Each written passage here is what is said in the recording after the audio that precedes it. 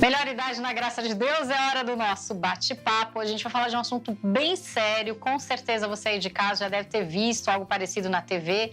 A gente vai falar sobre o transtorno de acumuladores. Acumuladores compulsivos, aquelas pessoas que vão guardando as coisas e não conseguem mais se livrar delas. E para falar desse assunto, a Marilene Ked está aqui comigo, ela é psicóloga. Marilene, que bom ter você aqui, obrigada pela presença. Eu que agradeço, querida, muito obrigada. Marilene, esse é um assunto que me causa até uma grande preocupação em falar sobre isso, porque de repente a pessoa já se tornou um acumulador e nem percebeu, né? E eu queria que você então começasse dizendo pra gente quais são as principais características desse transtorno, independente da idade. Vamos começar assim. Tá, o que acontece, Fátima?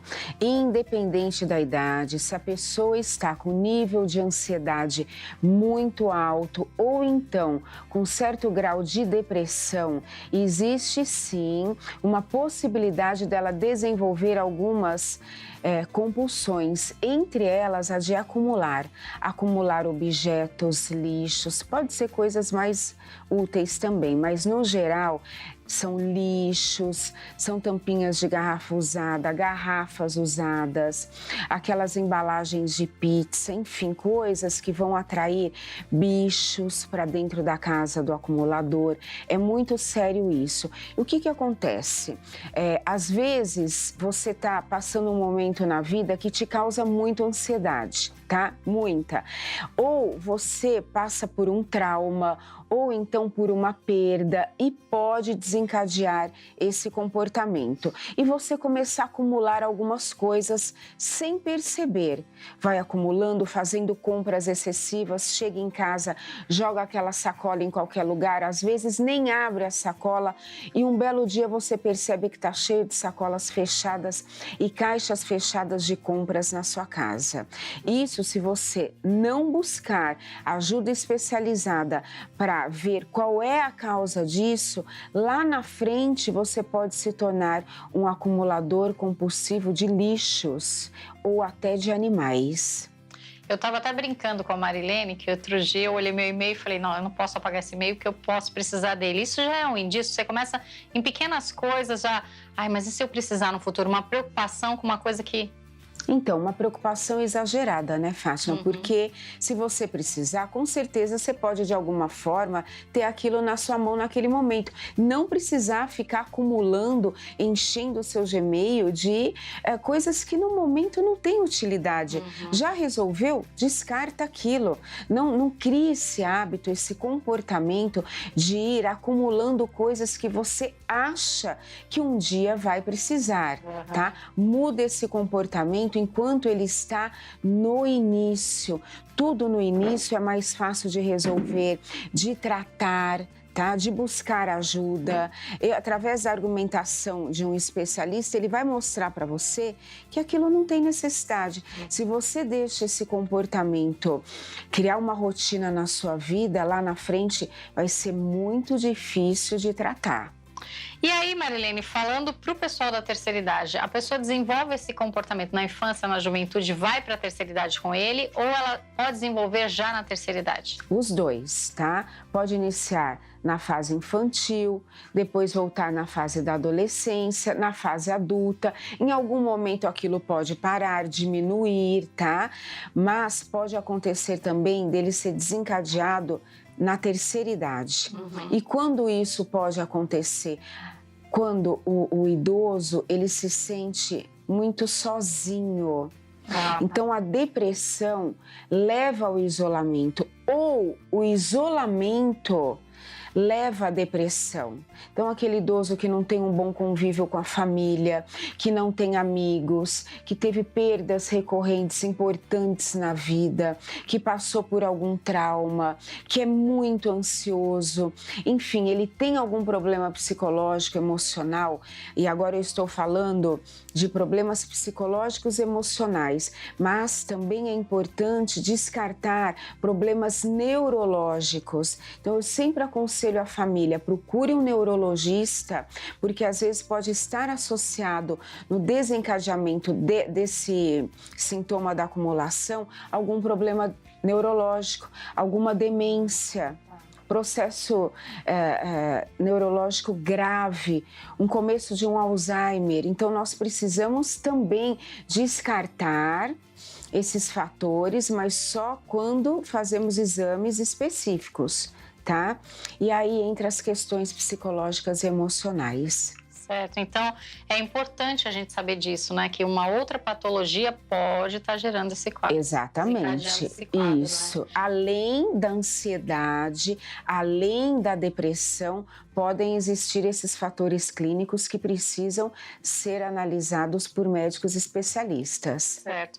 Agora, Marilene, daria para explicar para a gente qual a relação que a pessoa tem com esse objeto? Por exemplo, ela pega um copo, eu vou guardar esse copo, como eu disse, do e-mail, pode ser um copo. Vou guardar esse copo porque amanhã eu posso precisar dele. Que relação ela consegue ter de tipo, separar isso e guardar? Que importância isso tem na cabeça da pessoa? Toda a importância. Aquele objeto faz parte da vida dela. Então, ela projeta todo o sentimento, toda aquela emoção para aquele objeto que ela guarda. E ela pensa o mesmo dele. É como se ela acreditasse que aquele objeto sente o mesmo por ela. Então, ela não pode se desapegar daquilo que a ama tanto quanto ele ama ela. Olha, uma coisa perde o senso crítico, né, Fátima? É muito grave. É como se o objeto se tornasse uma pessoa. Isso, que a ama tanto quanto ela ama ele. Então, de jeito nenhum que eu vou me libertar disso, eu não me desapego. Ele faz parte da minha vida. Eu não posso tirar isso da minha vida. Existe muito sofrimento em tudo, em todo esse processo, sabe, Fátima? Aquilo é o que ela tem. Na opinião dela, aquilo é o que ela tem, ela não tem mais nada. Aquele lixo todo ou aqueles animais é o que ela tem para ela. Aqueles animais, ela acredita que ela recolhendo da rua, ela vai proteger. Na realidade, é uma proteção para ela, mas ela não protege, ela não se protege e nem protege, nem cuida daqueles animais. Ela não tem condição, a menor condição para aquilo. Imagina, tem pessoas que colocam dentro de uma casa 50, 60 cachorros, ou então galos, ou então galinhas, seja qual for o tipo de animal que ela tem acesso mais fácil, ela vai pegando e vai levando para casa dela, todos vivendo em condição muito insalubre de vida. É um problema sério, né? Principalmente porque se a pessoa não tem uma doença, acaba desenvolvendo de tanta... Exatamente, a mente está doente, isso, né? Tem pessoas, inclusive, porque não tomam banho, não se cuidam, desenvolvem crostras assim sobre a pele, mostrando mesmo a sujeira que está vivendo, sabe? Aquelas crostas na pele muito... Você vê, aquilo é falta de higiene mesmo, tá? E vive nessas condições. Sem tomar banho, né? Porque acaba se deixando de lado, né? Isso. Agora, Marilene, como é que, por exemplo, na terceira idade eu noto que isso começou? Se ele não veio desencadeado lá da juventude, da vida adulta, ele desencadeia como na terceira idade? É somente o idoso que vive isolado ou o idoso que está inserido numa família que, de repente, é bem acolhido, ele também pode desenvolver esse tipo de problema? Pode desenvolver, porque tudo depende do mundo interno. Né? Então, as situações que eu vivo na vida, eu faço a minha interpretação particular. Então, às vezes o que é um trauma para você não é para mim. Então, alguma situação da vida levou aquela pessoa a entender aquela situação como traumatizante, e aquilo foi surgir nessa fase da vida, tá? Na fase em que ele já está idoso. Uma perda, então aquela perda foi tão impactante, Fátima, que aquilo vai desenvolver, vai surgir em forma desse sintoma. Eu vou acumular tudo que eu puder para mim, porque o vazio é tão grande, é uma caverna tão profunda, tão escura. Quanto mais eu acumular, quanto mais coisas eu tiver próximo a mim, eu não vou sentir tanto aquela perda. Entendi. Nossa, mas é muito sério essa questão, né? É muito grave. A gente, de repente, passa despercebido, a família consegue identificar isso? Não. Às vezes, por exemplo, tem compulsivos, adolescentes compulsivos, que quando é levado ao profissional da área da saúde mental, ele já é avisado, olha, se você não tratar essa compulsão agora, no momento é pela alimentação, lá na frente pode ser um acumulador de lixo ou outros objetos. Então elas variam? E isso varia. Isso, comida, exatamente. Assim como eu sou um compulsivo pela comida, eu não tiver um controle por aquilo, um obeso mórbido, acontece muito lá fora nos Estados Unidos, pode sim mudar o objeto. Ele pode tratar aquilo, ele pode ter um controle sobre a alimentação, mas se ele não tratar efetivamente a causa daquela compulsão, aquilo vai ser levado lá para frente, vai se tornar crônico e vai mudar o objeto. Ele vai ser um compulsivo por lixos e qualquer coisa a mais. Na terceira idade tem alguma diferenciação? Ou, por exemplo, na terceira idade eu também posso me tornar um compulsivo por alimento, pela presença de alguém, pelo objeto? Pode também? Sim, pode. Não tem diferença? Não tem diferença. O idoso vai se tornando um obeso, ou ele pode se tornar um alcoólatra. É mesmo? Exatamente, pode acontecer. Tudo depende de como está a mente dele, como estão as emoções dele. O que ele segurou até ali, naquele momento da vida, ele perde o controle. Certo. Ele não consegue mais ter controle sobre aquelas emoções. Existe um efeito contrário disso? Por exemplo, o idoso que joga tudo fora também tem relação ou não? Porque de repente a gente encontra um idoso também que quer se livrar de tudo que tem. Um quer acumular, outro quer se livrar. Existem transtornos associados a isso que pode sim, por exemplo, o transtorno do humor bipolar. Na bipolaridade existe uma fase que a energia está voltada, né, para comprar tudo que tiver a seu alcance, ou não, né? Vai fazendo dívidas, tudo, e pode acontecer sim, de em determinado momento ele dando tudo que ele comprou, tudo que ele adquiriu, ele vai dando, é uma fase da bipolaridade. Pode acontecer também na terceira idade. Tá? Mas a tendência é mais forte em acumular do que desapegar. É muito mais forte o apego do que o desapego, porque o vazio é muito grande. Então, eu não consigo me desfazer daquilo. E, como você mesmo disse, esse transtorno tem alguma relação com algum outro transtorno, tipo toque? É engraçado que tudo começa com a ansiedade e depressão, ou ele pode desenvolver primeiro o transtorno de acumular para depois desenvolver esses outros transtornos? Depende, às vezes tem muita associação, sim.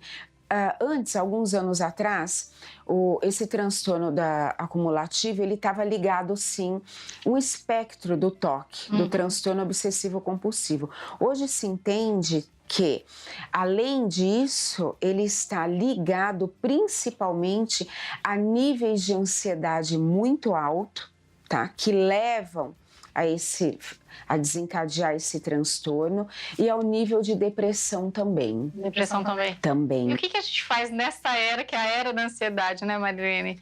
É perceber, Fátima, quando todos percebem, porque surgem junto com a ansiedade muitos sintomas físicos. Então é fácil você detectar que você está com um nível de ansiedade muito alto. Buscar ajuda a tempo. Se você não consegue sozinho controlar a tua ansiedade, você busca ajuda. Hoje, com a informação, é muito mais fácil de buscar essa ajuda especializada, tá? Então, você está vivendo num nível de estresse muito alto, que está te levando à ansiedade, e que quando você perde o controle, você pode ter uma crise de pânico muito séria. E o pânico, ele te dá uma sensação de morte iminente, que às vezes você não consegue sozinho sair daquilo. Você perde o controle total na tua respiração, você acha que vai morrer mesmo. Percebeu esses sintomas? Busque ajuda imediata para que não se torne crônico e chegue a desenvolver uma depressão ou um transtorno de acumulação muito grave. Se perceba, vá se percebendo ao longo da sua vida. O estilo de vida vai te levar à ansiedade. Então, é começar a mudar tudo isso. E não é uma coisa do fim do mundo. É possível, sim, você encontrar o equilíbrio na vida e ter um controle sobre as suas emoções. É possível, sim. É mais difícil na terceira idade. Tudo é mais fácil quando se é mais jovem e está no início. Agora, Marilene, você falou dos programas televisivos que mostram muito os acumuladores e normalmente a gente vê que essas pessoas vivem sozinhas, né? Estão sempre sozinhas. Quando o idoso ele está inserido numa família onde de repente os outros membros da família são ansiosos, de repente o idoso não é, ele pode começar a desenvolver essa ansiedade e ele começar também a absorver tudo isso, desenvolver um problema desse? Sim. Então a família tem um papel importante aí. Tem um papel importante. O núcleo familiar, aonde você vive, você pode desencadear sintomas, transtornos de acordo com aqueles que estão com você, principalmente porque já faz parte da genética, tá? Então, pais muito ansiosos levam filhos a desenvolverem um nível de ansiedade muito alto. Pais depressivos podem levar esses filhos a desenvolverem um grau de depressão na vida. Então, o ambiente, muitas vezes ele não é determinante, mas às vezes ele se torna, sim, um fator desencadeador muito forte, muito alto. E no caso do idoso também. Você imagina um idoso, uma mulher idosa que perdeu o marido, vai viver com os filhos ou vai viver com uma filha que é extremamente ansiosa, que tem essa tendência de acumular as coisas, que tem a tendência de comer muito. Ao longo do tempo, o nível de estresse e ansiedade desse idoso vai ficar muito alto também e ele vai desenvolver uma patologia. Então, vamos falar agora de tratamento, né? Porque a gente já viu que o problema é bem grave e tem que ser, quanto mais rápido identificado, melhor, né, Marilene? O tratamento, ele faz com que, depende de cada indivíduo, ele pode levar mais tempo, menos tempo, tem inserção de medicamento, não. E esse tratamento, ele chega a um resultado positivo ou não? Olha, varia de caso para caso, tá? Às vezes algumas pessoas respondem melhor, outras não respondem de jeito nenhum. E tudo que está no início é mais fácil tratar. Às vezes até a argumentação lógica que algum familiar usa já vai ajudando a mudar aquele comportamento do ansioso. Mas a base toda está onde? No nível de ansiedade. Então, ele vai sim precisar fazer terapia para descobrir o porquê daquela ansiedade e vai precisar de medicação para controlar aqueles sintomas. No caso da depressão, a mesma coisa. Vai precisar tratar a causa daquela depressão, identificar, resolver. Às vezes isso leva tempo e tomar medicações que controlem os sintomas dessa depressão. Então, vai precisar. Existe ainda a terapia cognitivo comportamental que mostra, que aponta aquele comportamento para aquela pessoa, o nível que ela chegou. Então, existem tratamentos que podem ser eficientes, que levam tempo, tá? Levam também a participação da família, porque às vezes o idoso ele se isola a tal ponto que ele não quer saber da família. Então, nós precisamos inserir alguns familiares próximos, amigos próximos para ajudar, né, nesse tratamento, para que ele se torne efetivo e eficaz. Agora, antes de chegar ao problema, a prevenção também é possível? Como que eu faço isso? Inserindo esse idoso no ambiente onde ele faça atividades, onde ele tenha um núcleo de amigos. Uma Quanto qualidade. Mais solidão é pior? Muito pior. Se o idoso está isolado, aquilo está muito sério, alguma coisa está acontecendo no emocional, porque você viver sozinho é uma escolha tua, você se isolar está acontecendo alguma coisa. Então existe aí uma diferença. Existe aquele idoso que não é senil, que não tem doenças senis, então é diferente. Quantos idosos hoje vivem sozinhos e vivem muito bem? Ele tem saúde mental para isso, enquanto que outros idosos, você vê nitidamente que ele não está bem mentalmente, emocionalmente. Então, você precisa buscar ajuda. A prevenção está nisso, é você perceber como aquela pessoa caminha para a terceira idade, o que ele vem apresentando de comportamento. É um comportamento saudável? Pode viver muito bem sozinho. Não é? Existe um descontrole no comportamento daquele idoso, é preciso uma intervenção imediata, porque aquilo tende a cronificar e a piorar. A família pode ver isso, os filhos verem isso. Olha, isso não é normal. Olha como pode ser o início de um Alzheimer ou de outra doença degenerativa da mente, do cérebro. Olha, isso não está normal. Ele não era assim. Então a família tem que estar atenta aos sintomas e aos sinais. Prestando atenção no idoso, né? Porque às vezes a pessoa, porque ela já está na terceira idade, né? Ah, mas ele se queixa de tudo. Ah, mas tudo para ele tá ruim. E de repente não é, né? Um outro sinal que a família não percebeu. Então. Muito grave. Você não pode desmerecer, menosprezar um sintoma achando que é coisa da idade. Ah, esquece mesmo. Ah, tropeça e cai o tempo todo dentro de casa mesmo. Isso é normal da idade. Ah, fica acumulando uma coisinha aqui, outra ali, mas é normal. Não é bem assim. A intensidade mostra que o prejuízo vai ser muito grande. Então, observa, tenha um olhar atento, carinhoso, afetivo para aquele idoso, entendendo que aquilo não é normal, não. Certo. Então, só para terminar, ainda entrando nessa questão de prevenção, hoje em dia a gente também nota que quando os idosos têm uma separação, seja por morte ou por divórcio, qualquer outra coisa assim, eles começam... A mulher reage um pouco melhor quando isso acontece do que o homem, né? Essa falta de alguém também ali muito próximo, na intimidade, também pode desencadear alguma coisa? Pode desencadear, sim. Então é importante, se ele ficou viúvo, idoso, não quiser se relacionar mais, ter esse núcleo sempre próximo. Sempre muito próximo. Se puder, se for o caso, levar para morar junto, não deixar sozinho, tá?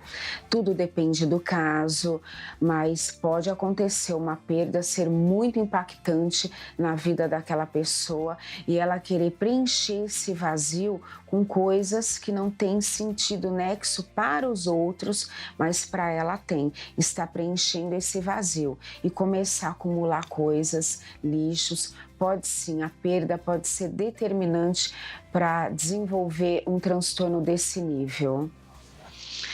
Assunto sério, né, gente? Bom, mas acho que deu pra gente entender um pouquinho. E se você se pegar aí guardando muita coisa, já, né? Começa a ficar esperto. A falar pros familiares, né? Tô guardando muita coisa aqui, será que isso é normal, né? Essa coisa de deixar o adolescente, Fátima, comprar tudo o que quer e não usar, tem que ficar apontando para ele. Olha, olha quantos pares de tênis que você tem, que você está acumulando e não usa. Já ensinando o comportamento correto para ele, porque isso pode se tornar crônico. Pois é.